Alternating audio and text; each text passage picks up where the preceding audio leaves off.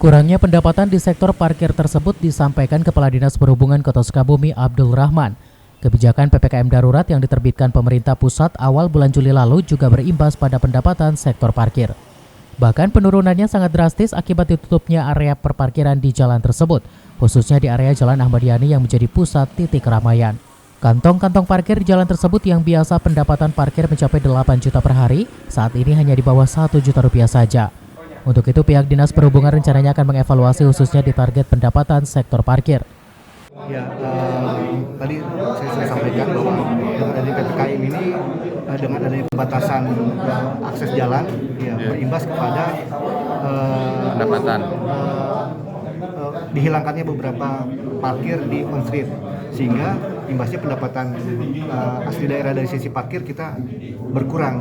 Yang biasanya parkir di jalan, terutama di jalan di kota di Jalan Yani, yang targetnya biasanya 7-8 juta per hari, sekarang ini ya syukur-syukur sampai 1 juta, sering di bawah 1 juta, bahkan di bawah 500 juga.